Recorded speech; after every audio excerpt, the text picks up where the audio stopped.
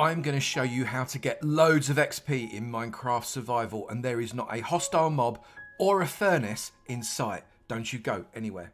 Hello everyone, and welcome to another episode from me, Avamance. Today we are all about XP, but I don't want to go near any hostile mobs. And I don't want to be stood there trying to get it out of a furnace either. I want it now. So we are going to harness the power of the villager, and it's going to give you more XP than you can shake a stick at. Literally. I'm going to go through some of the best Minecraft XP farms that you can have whilst you're going about your business just by harnessing the power of the villager. Now, this is not a block by block tutorial. If you want some tutorials, I will link them up in the description below. Don't you worry. But we're going to showcase these and you can decide which ones are going to work best for you. But how do I get all of that XP from the villagers, Avo? Well, I will tell you, dear viewer, by trading. Farms are not just good for getting you loads of resources that you can use in your world. Farms are actually incredible at getting you loads of resources that you can trade with lots of different villagers. And oh my goodness, you will not believe the amount of XP you can actually get out of them. Forget all those mob farms. Trading could be the new best XP farm in Minecraft, because most of the resources are generating whilst you are cracking on with something completely different. Let me show you what I mean. Some of the professions have incredible trades and you just have to unlock them to enjoy them. And each time you do, they give you a little bit of XP, and then the emeralds that they give you, trade them back and that'll give you a little bit more XP. But to get all of the resources, you need the farms, and that's where I come in. Now, you could specialise and have just one type of villager and have loads of them, and that way you need very few farms to fuel it. Or you can diversify and get lots of different villagers with lots of different farms, which means you need less of each type of thing and you still get loads of XP. Let's start with our friend the Fletcher, which has got the fletching table. If I click into him, this guy is already a master, but actually coming down to his later levels, they're less interesting. What's really interesting with him is the fact he really likes sticks. Yeah, sticks. And for that, you need nothing more than a simple wood farm.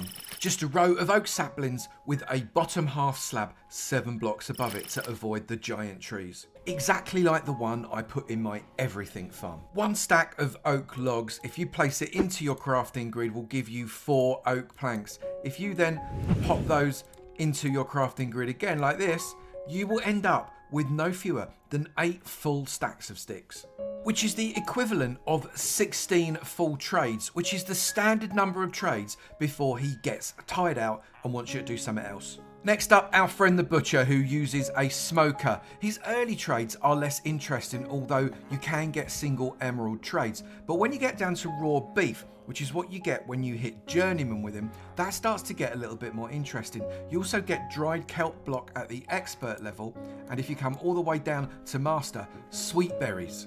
Now, you can get loads and loads of raw beef out of a hole in the ground, like this one in my everything farm. And if I open it up, you can see we've already got a little bit of raw beef there from almost no time whatsoever. But it's the more advanced stuff you're more interested in. For kelp blocks, you could get yourself a really awesome automatic kelp farm, like this one, which looks really great and also gives you loads of kelp without you having to worry about doing anything yourself. Simply allow the kelp to grow up past those observer faces and it will collect up in the chest.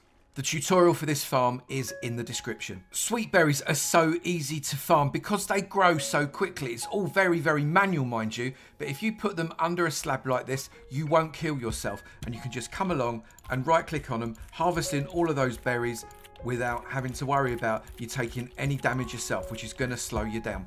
4 rows gives you absolutely loads of berries. From just 4 rows of 16 bushes, I got over 2.5 stacks of berries, and they're already growing back. They are so fast. And given that the starting trade is 10 sweet berries and you get to do it 12 times before the trade gets disabled, that is plenty to be able to go a full round. Next up is the fisherman with his barrel, and he's got some interesting trades, but if we go down to the bottom at master level, a boat. So you can use some of that wood from the wood farm from earlier when you get bored of sticks to make boats for this guy.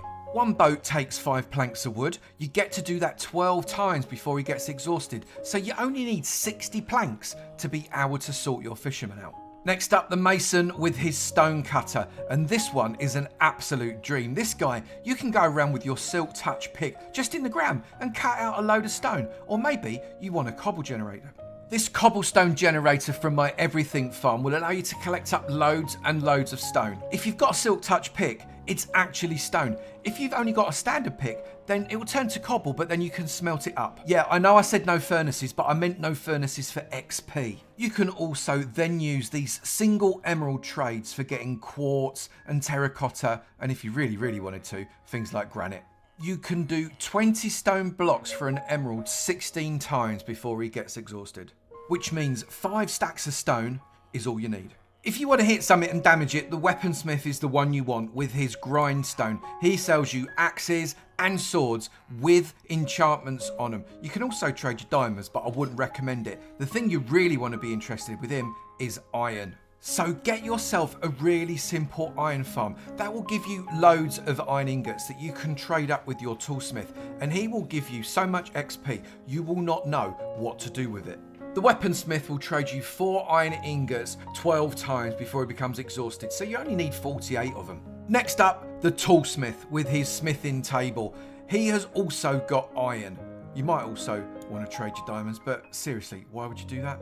And just like the weaponsmith, he will trade you 4 ingots 12 times before he's had enough. So another 48 bars of iron and you are away. The shepherd with his loom is also your friend, because right at the start at novice, he will trade you brown or black wool, or sometimes white wool, for an emerald.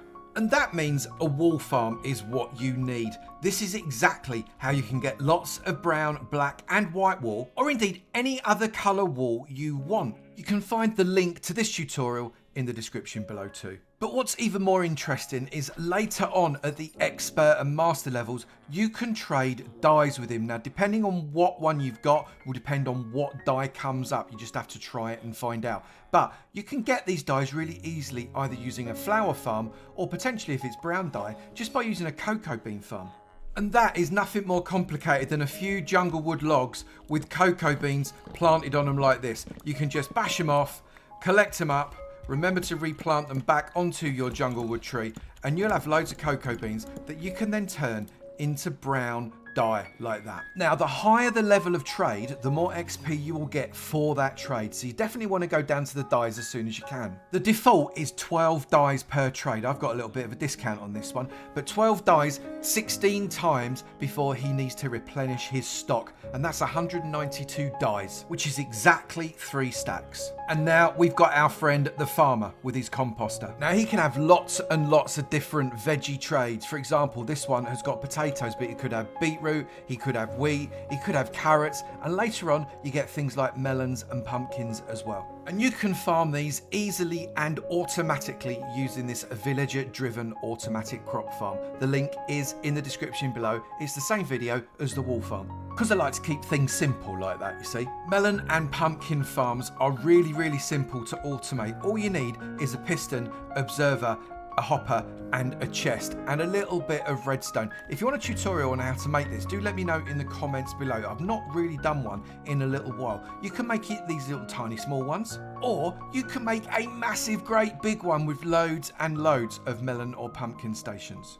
Obviously, with a melon farm, you get melon slices and not melons. But if you put 9 melon slices into a crafting grid like that, you will get 1 melon back. 4 melon trades 12 times is a single cycle, so 48 melons is what you need. And that is 432 melon slices, which is 6 3/4 stacks. And finally, although there are definitely other trades that I haven't included, things like the librarian, for example, that does paper, we've got the cartographer with his cartography table, who also does paper. And for paper, you need sugarcane. And what we got here is a completely automatic sugarcane farm. This one is villager driven as well. No need to go to the nether to get observers for this, but you get loads and loads of sugarcane out of it, which is then collected up in this chest right at the bottom here. And like the others, the link for the video is in the description below. 3 sugarcane will get you 3 pieces of paper exactly like that.